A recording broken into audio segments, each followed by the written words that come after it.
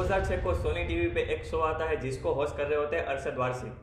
और ये शो दूसरे रियलिटी शो से काफी डिफरेंट है क्योंकि इस शो के कंटेस्टेंट लड़ते थे, झगड़ते थे, एक दूसरे को गाली देते थे, मारपीट करते थे। और ये कंटेस्टेंट कोई आम इंसान नहीं थे, ये लोग वो थे कि जिसको हम रेगुलरली टीवी पे देखते हैं, टीवी सीरियल में देखते हैं, सोशल मीडिया पे देखते हैं और अभी तो हम इन लोगों को यूट्यूब में भी देखते हैं। और ये शो आज भी इतना पॉपुलर है जितना वो 2006 में था। तो इस शो का नाम है बिग बॉस। तो बिग बॉस में ऐसा क्या है कि वो इतने सालों से इतना पॉपुलर है और जो कोई भी इसका विनर बनता है वो इंस्टेंटली इतनी फेम क्यों हासिल कर लेता है, और क्या ये शो हमारे ब्रेन को वॉश करता है, और क्या ये शो स्क्रिप्टेड है। तो इन सारे क्वेश्चन का आंसर हम इस वीडियो में करेंगे। तो चलिए स्टार्ट करते हैं। क्या लगता है कि यहाँ पर ये आप सबकी ओरिजिनल पर्सनालिटीज हैं या आप गेम खेल रहे हैं? पहले तो मुझे ये समझा दो, अगर आप सब गेम खेल रहे हैं तो ठीक है, अगर ये ओरिजिनल पर्सनालिटीज हैं तो आई फील डिस्गस्टिंग।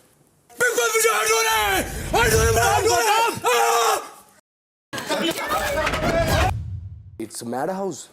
काफी लोगों ने मुझे यहाँ पर परेशान किया है। 1949 में जॉर्ज ऑरवेल ने एक नोवेल पब्लिश करी जिसका नाम था 1984 और इस बुक के अंदर तानाशाही के बारे में लिखा गया था। तो इसके लिए इन्होंने दो टर्म का यूज करा था, टोटलिटेरिज्म और ऑथोरिटेरिज्म। टोटलिटेरिज्म का मतलब ये होता है कि कोई एक पर्सन या तो फिर ग्रुप ऑफ पीपल एक कंट्री को कंट्रोल करेंगे और वो सबको बताएंगे कि क्या करना है, कैसे बोलना है, कैसे सोचना है, मतलब कि वो हम सबका एक पपेट की तरह इस्तेमाल करेंगे। और ऑथोरिटेरिज्म का मतलब ये होता है कि कोई ऐसा पर्सन जो आपको कुछ भी बोले वो आपको सुनना पड़ेगा और वो जैसा बोले वैसा आपको करना पड़ेगा, आप उसके बारे में कोई भी सवाल नहीं उठा सकते। तो ये जो ग्रुप ऑफ पीपल हो गए या तो फिर एक पर्सन होगा, उसको नाम दिया जाएगा बिग ब्रदर। तो इस बुक से इंस्पिरेशन लेके डच ने अपना एक टीवी शो बनाया जिसका नाम था बिग ब्रदर और ये शो काफी बड़ा हिट हुआ। तो इसके चलते फिर दूसरी सारी कंट्रीज ने इस शो को कॉपी करना स्टार्ट कर दिया अपनी अपनी लैंग्वेज में, और फिर इंडिया भी इसमें कैसे पीछे रहता। तो इसके चलते फिर इंडिया में भी ये शो स्टार्ट हुआ अलग अलग लैंग्वेज में, जैसे कि हिंदी, मराठी, तमिल, तेलुगु, और इस शो का इंडिया में नाम रखा गया बिग बॉस। तो अभी आते हैं हम अपने पहले सवाल पे कि बिग बॉस में ऐसा क्या है कि उसको इतनी सारी अटेंशन मिलती है। सबसे मेन होती है इस शो की कास्टिंग।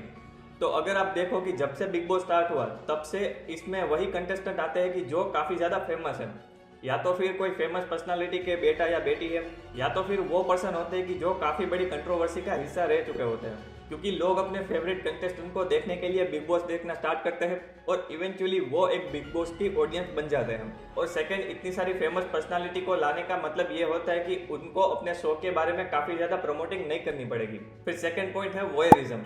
तो इस शो के मेकर्स एक सबसे बड़ी ह्यूमन साइकोलॉजी को टारगेट करते हैं जिसका नाम है वोयरिज्म।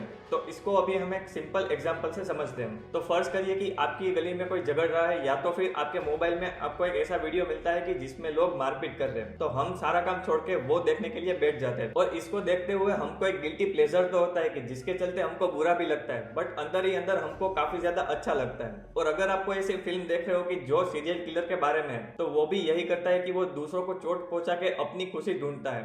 तो इसी साइकोलॉजी को वो लोग टारगेट करते हैं। हालांकि इसमें कोई बुरी बात नहीं है, ये सब में होता है क्योंकि ये एक ह्यूमन नेचर है, बट यही साइकोलॉजी को टारगेट करते हुए ये पूरा एक शो बनता है। थर्ड पॉइंट है रिलेटेबिलिटी। तो अगर कोई कंटेस्टेंट ऐसी बात कर देता है या तो फिर एक ऐसा मोमेंट बन जाता है उस कंटेस्टेंट के बारे में कि जिसको हम रिलेट कर जाते हैं, जैसे कि फॉर एग्जाम्पल जब एल्विस यादव रोया था अपनी माँ को देखकर, तो उनसे हम सब ने रिलेट करा था क्योंकि वो एक ऐसा मोमेंट होता है कि जिसको हमने कभी ना कभी अपनी लाइफ में एक्सपीरियंस करा होता है और उसको देख के हमको लगता है कि ये तो हमारे जैसा ही है। तो इसके चलते भी उसको देखने के लिए हम ये शो को देखते हैं और इवेंचुअली हम बिग बॉस को फॉलो करने लगते हैं। फोर्थ है टास्क एंड एलिमिनेशन। तो वैसे तो ये गेम सर्वाइवल गेम है कि जिसमें जो कोई भी आखिरी इंसान इस घर में बचेगा वो विनर बन जाएगा, बट खाली लड़के या तो फिर एक दूसरे को गाली बक के तो ऐसा कुछ होने वाला नहीं है। तो ये शो के मेकर एक टास्क देते हैं सबको कि जिसमें एक दूसरे के वहाँ पे विचार कन्फ्लिक्ट होते हैं और उसकी वजह से वहाँ पे होता है झगड़ा, और उसी को देखने के लिए तो लोग इस शो को देखते हैं। फिर लास्ट है FOMO, fear of missing out. तो कोई भी एक बिग बॉस का हार्डकोर व्यूअर जानना चाहते हैं कि पूरे दिन उस घर में क्या हुआ, क्या क्या गॉसिप हुई, क्या क्या लड़ाई हुई, किसने कौन सी बात करी, किसने किसको गाली दे दी। तो ये शो का एडिटिंग ऐसे होता है कि कंटिन्यूअसली आपकी आईबॉल उस पे ही रहे, और इस शो के चलते उसके रिलेटेड काफी सारे वीडियोस बनते हैं, काफी सारी रील्स बनती है। तो अगर आप इस शो को फॉलो भी नहीं करते बट उस वीडियो को देख के, उस रील को देख के आप इस शो को फॉलो करने लग जाते हो, क्योंकि मार्केट में इसकी ही बात चल रही होती है और आपको ऐसा लगता है कि मैं तो ये कुछ फॉलो ही नहीं कर रहा हूँ। सेकंड क्वेश्चन हमारा आता है कि क्या ये शो स्क्रिप्टेड है। तो ये टॉपिक सबसे बड़ा डिबेटेबल टॉपिक है क्योंकि इसके रिलेटेड काफी सारे वीडियोस बन चुके हैं यूट्यूब में और काफी सारे दूसरे प्लेटफॉर्म में, और किसी ने भी यह प्रूव नहीं करा है कि यह शो स्क्रिप्टेड है या नहीं है।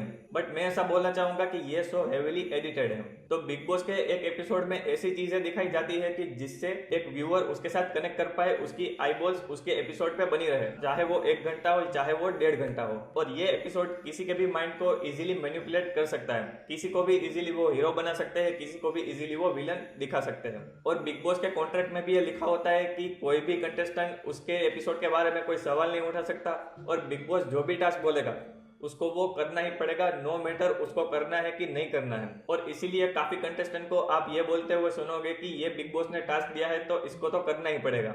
और बिग बॉस के मेकर्स ऐसा बोलते हैं कि ये एक रियलिटी टीवी शो है कि जिसके अंदर आपको कोई भी कंटेस्टेंट आएगा उसकी आपको रियल पर्सनालिटी देखने को मिलेगी। बट आप ही सोचो कि अगर आपको एक ऐसे घर में रखा जाए कि जिसमें 100 से भी ज्यादा कैमरा से आपकी हर एक बात रिकॉर्ड हो रही है, आपको 24/7 मॉनिटर करा जा रहा है और आपको नेशनल टेलीविजन पे रोज टेलीकास्ट करा जा रहा है, तो क्या आप अपनी रियल पर्सनालिटी को खुल के दिखा दोगे? कोई नहीं दिखाता। और अगर आपका आंसर हाँ है तो आप ऐसे सोचो कि बिग बॉस में जाने से पहले आपके पास इतनी बड़ी फॉलोइंग है कि जो आपको कहीं ना कहीं पे फॉलो कर रही है, आपको एक आइडल मान रही है। आप जो भी एक्शन ले रहे हो उसका वो सामने रिएक्शन दे रही है, आपको सपोर्ट कर रही है, और आप इस घर में जाने के बाद एक डिफरेंट ही पर्सन बन जाते हो और अपने आप को एक अलग तरीके से रिप्रेजेंट करते हो। बाहर आपके जो भी फॉलोअर्स है उस पर एक अलग इम्पैक्ट पड़ेगा और वो लोग ऐसा बोलेंगे कि अरे बाहर तो ये ऐसा इंसान था, अंदर जाके ये तो कुछ और ही दिख रहा है। और इसके चलते आपके और आपके फॉलोअर्स के बीच में जो कनेक्शन होगा वो टूट जाएगा। और बिग बॉस के बाद की फेम को तो छोड़ो, आपको जो भी फॉलोअर्स पहले होंगे वो भी चले जाएंगे। तो इसलिए कोई भी कंटेस्टेंट ऐसा नहीं होता कि वो अंदर जाके अपनी पूरी पर्सनालिटी को दिखा दे कि जो जैसा है वही वो वहां पे दिखा दे। अरे अगर सलमान भाई की ये 2 सेकंड क्लिप वायरल किया हो जाती है कि जिसमें उसके हाथ में सिगरेट है, तो भाई नेक्स्ट एपिसोड में आते ही नहीं है। तो अगर भाई अपनी खुद की पर्सनालिटी वहां पे नहीं दिखा सकते तो आप कंटेस्टेंट से तो क्या ही उम्मीद रख सकते हो। और अगर वहां पे ऐसा देखो कि अगर जो कोई भी कंटेस्टेंट वहां पे शांत बैठे होते हैं कि जो दिखाना चाहते हैं कि वो कैसे रियल में है, तो वो वहां पे लंबे टाइम तक टिकते भी नहीं है। तो अगर आप बिग बॉस देखते हो तो आपने काफी बार ऐसा सुना होगा कि उनको सलमान भाई या तो फिर दूसरे कंटेस्टेंट भी बोल रहे होते हैं कि आप कुछ बोलो, आप बाहर दिख नहीं रहे हो। You become an audience in the house. सिर्फ आप देखते रहते हो, देखो, ऑब्जर्व करो, ओपिनियन फॉर्म करो और बोलो। जो चीज अच्छी लगती है बोलो, जो चीज खराब लगती है बताओ उनको। तो फिर नेक्स्ट क्वेश्चन हमारा आता है कि ऐसा क्यों होता है कि जो कोई भी इसका विनर बनता है उसको इतनी सारी फेम मिल जाती है। वैसे तो बिग बॉस एक सर्वाइवल गेम है जैसे कि split villa, Roadies etcetera, but इस शो को फैमिली शो की तरह रिप्रेजेंट करा जाता है। और क्योंकि इस शो के कंटेस्टेंट काफी फेमस पर्सनालिटीज है जैसे कि actor, TV actor, social media और अभी यूट्यूबर्स भी, तो इसके चलते इन लोगों की काफी बड़ी फैन फॉलोइंग होती है पहले से ही, बिग बॉस में जाने के पहले ही। बट उनकी फैन फॉलोइंग एक लिमिटेड एज ग्रुप की होती है। तो अभी जैसे हम यूट्यूबर्स के बारे में देखें तो उन लोगों को वो लोग फॉलो करते हैं कि जिसकी एज 20 से 30 साल के बीच में है। मोस्टली आप टीनेजर्स कह लो या तो फिर कॉलेज स्टूडेंट्स कह लो। बट अभी जब वो बिग बॉस में जाते हैं तो वहां पे वो दूसरे सारे कंटेस्टेंट को भी देखते हैं और उसके बारे में वो सर्च करने लगते हैं, उसके बारे में वो जानकारी लेते हैं कि वो लोग क्या करते हैं, वो लोग कौन है। तो इसके चलते वहाँ पे एक पर्सन से काफी सारे दूसरे पर्सन भी डिस्कवर होते हैं। तो इसलिए अगर दूसरे कंटेस्टेंट बिग बॉस जीते या तो फिर ना जीते, बट एज अ व्यूअर के हिसाब से हमको तो उन लोगों के बारे में पता चल गया कि वो लोग कौन है, क्या है। तो इसके चलते उनको भी काफी एक बड़ा मास मिल जाता है, एक बिग बॉस की ऑडियंस मिल जाती है। और अगर बिग बॉस का कोई भी विनर बनता है तो वो काफी बड़ी ऑडियंस को डिस्कवर होता है। जैसे कि बिग बॉस की ऑडियंस तो काफी पहले से 2006 से है, तो वहां से जो लोग बिग बॉस को फॉलो कर रहे होते हैं उनको इन कंटेस्टेंट के बारे में पता नहीं होता, बस वो खाली बिग बॉस देखने आए हैं। तो जो भी कोई बिग बॉस का विनर बनता है वो काफी बड़े मास में रिप्रेजेंट करता है। तो इसके चलते उनको काफी बड़ी फेम मिलती है, काफी बड़ी पॉपुलैरिटी मिलती है और काफी सारे लोग उनको जानने लगते हैं, उनके साथ कनेक्ट करने लगते हैं। तो अभी चलते हैं इस वीडियो के लास्ट क्वेश्चन की तरफ कि कैसे बिग बॉस हमारा ब्रेन वॉश करता है। तो सबसे पहला पॉइंट है किसी की इमेज को मैनिपुलेट करना। आस्का गोरडिया बिग बॉस 6 में एक कंटेस्टेंट थी। तो ये जब बिग बॉस के घर में थी तो वो किसी की पीठ में बाम लगा रही थी, तो वो कैमरा में ना दिखे और एक ऑकवर्ड मोमेंट ना बच जाए उस कंटेस्टेंट के लिए, तो इसके लिए वो उसकी पीठ पे रजाई डाल के वहां पे बाम लगा रही थी। बट अभी इन शो के एडिटर्स ने इस फुटेज को ऐसे दिखाया कि वो एक लेस्बियन है और वो वहां पे कुछ ऐसी एक्टिविटीज कर रही है कि जिसकी मदद से उसकी बाहर इमेज काफी खराब हो गई और काफी सारे न्यूज चैनल इस बात को टेलीकास्ट करने लगे। बट वैसे तो ये बिग बॉस के अंदर थी तो इसके लिए बाहर की चीजों का तो उनको कोई आइडिया नहीं था। बट एक एपिसोड में उसकी मदर जब बिग बॉस के घर में गई तो उन्होंने वहां पे इनको बताया कि ऐसा ऐसा बाहर इनके बारे में बोला जा रहा है। तो इसलिए बिग बॉस के एडिटर्स ऐसी ऐसी आपको चीज दिखाते हैं कि जो एक्चुअल में कुछ अलग ही रिप्रेजेंट कर रही है, वैसी वहां पे कुछ ऐसी मूवमेंट ही बनी नहीं होती है, वैसे वहां पे कोई ऐसा सीन ही नहीं होता है कि जिसको हम लोग देखते हैं। और ये लोग हमको इस तरीके से वो सब एडिट करके दिखाते हैं कि हमको ये लगता है कि अरे ये क्या हो गया, ये तो नहीं होना चाहिए था, ये ऐसा क्यों कर रहा है, ये नेशनल टीवी पे ऐसा क्यों कर रहा है। तो इसके चलते वो किसी की भी इमेज को इजीली मैनिपुलेट कर सकते हैं। सेकंड है फॉल्स नैरेटिव। तो ऐसी एडिटिंग के बाद हमको ऐसा लगता है कि ये पर्सन काफी बुरा है, ये पर्सन ऐसा करता है तो ये रियल लाइफ में भी ऐसा ही होगा। जैसे कि अगर कोई लड़ता है और वो हमारे फेवरेट कंटेस्टेंट के साथ लड़ने लगता है तो फिर हम उनको सोशल मीडिया पे जाके काफी सारी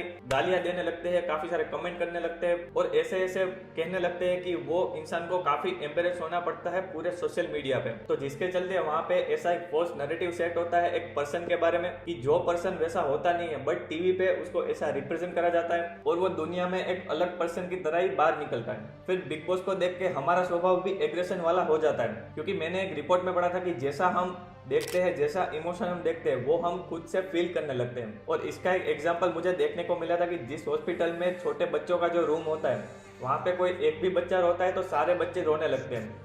तो जैसे ही कोई हम एग्रेशन वाली चीज देखते हैं या तो फिर एग्रेशन वाला कोई भी शो देखते हैं तो हम भी वैसा ही एग्रेशन अपने आप में फील करते हैं, वैसा ही एग्रेसिव हम हो जाते हैं कि जिसको हम होते तो नहीं है बट हमारे माइंड में वो ऐसे फिट हो जाती है कि उसको फिर हम उसी तरीके से देखने लगते हैं। फिर फोर्थ पॉइंट है कि वहाँ पे हेट काफी ज्यादा फैलता है। तो इसका हमने लाइव एग्जाम्पल देखा फुकरा इंसान और एलविस यादव के केस में। तो जहाँ पे जब एलविस यादव बिग बॉस के घर पे गया तो दोनों में काफी ज्यादा भाईचारा था, दोनों की यूनिटी हमको काफी ज्यादा देखने को मिली।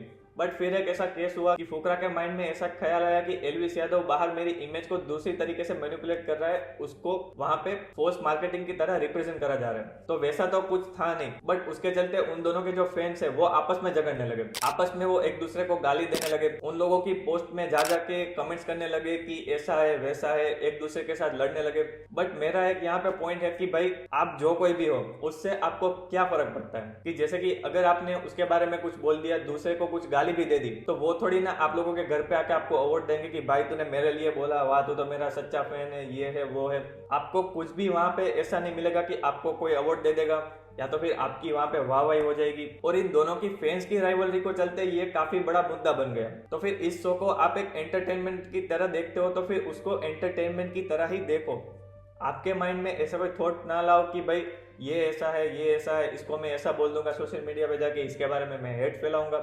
कोई फायदा नहीं है हेट फैला के, क्योंकि इनडायरेक्टली उनको ही पब्लिसिटी मिलती है। आपको अफेक्ट पड़ेगा आपके माइंड पे, आप ऐसा सोचने लगोगे, आप ऐसा एग्रेसिव हो जाओगे और वो सारा इम्पैक्ट जाएगा आपकी फैमिली पे। तो फिर आप भी अपने घर पे ऐसा ही एक एनवायरनमेंट सेटअप कर दोगे कि आप भी रोज किसी ना किसी को डांटते रहोगे, किसी ना किसी को ऐसा बोल दोगे कि जो उसको पसंद ना आए। और अगर आपको इस शो को देखना है तो मैं नहीं बोल रहा हूँ कि इस शो को आप देखना ही बंद कर दो, आपकी मर्जी है, आप देखना चाहो तो देखो, बट आपके माइंड पे इसकी गलत इम्पैक्ट ना पड़ने दो। इस शो को आप एज अ एंटरटेनमेंट पर्पस के लिए ही देखो। नो मैटर वहाँ पे क्या होता है क्या नहीं होता है, वो लोग की आपस की बात है, वो बाहर निकल के वो लोग आपस में डिस्कस करके वो मामला वहीं पे दबा देंगे। अगर उन लोगों को आगे बात बढ़ानी होगी तो वो बाहर निकल के आगे बात बढ़ा देंगे। बट हम लोग कौन होते हैं उनके बीच में बोलने वाले? वो लोग तो कोई हमारे मामा मामी ताऊ फुआ उनके बेटे तो लगते नहीं है कि हम लोग उनकी वाहवाही करें, उनके बारे में कुछ भी बोले। तो इसलिए आप अपनी लिमिट्स देखो, कहाँ पे आपको बोलना है, क्या करना है वो आप सोचो। और अगर आपको लगता है कि आप इस शो से काफी ज्यादा एडिक्टेड हो चुके हो, आपको इस शो को छोड़ना है, आपको इस शो को देखना बंद करना है, तो जब भी आपको इस शो के बारे में ख्याल आए तो आप कुछ दूसरा सोचने लगो। या तो फिर कोई म्यूजिक सुनो, या तो फिर कोई बुक्स पढ़ने लगो, दूसरी कोई एक्टिविटीज करने लगो। जैसे कि आपको स्पोर्ट्स में इंटरेस्ट है तो वो करो, कि जिसकी मदद से आपका माइंड इस शो से दूसरी जगह पे डाइवर्ट हो जाएगा। तो इसके चलते फिर आपको उस शो की नीड नहीं पड़ेगी, उस शो को देखने की आपको तलब नहीं लगेगी। और लास्ट में मैं इतना ही कहना चाहूंगा कि ये तो फिर आपकी मर्जी है कि आपको इस शो को देखना है नहीं देखना है। तो कैसा लगा आज का वीडियो कमेंट में मुझे जरूर बताइए। और ऐसे ही आप वीडियो देखना चाहते हो तो इनसाइडर आकाश को सब्सक्राइब जरूर कर लीजिए। और अगर आपको जानना है कि सैम ऑल्टमैन ने इतनी बड़ी एआई कंपनी को कैसे स्टार्ट करा और कैसे एक एआई का रेवोल्यूशन लाया मार्केट में, तो आप ये वाला वीडियो देख सकते हो। बाकी इस वीडियो को लाइक करो, कमेंट करो, अपने दोस्त के साथ शेयर करो जो भी बिग बॉस को काफ़ी ज़्यादा देखता है और बिग बॉस के लिए वो काफ़ी ज़्यादा एडिक्टेड है। तो मिलता हूँ किसी बड़े से वीडियो में, तब तक के लिए स्टे सेफ। वंदे मातरम।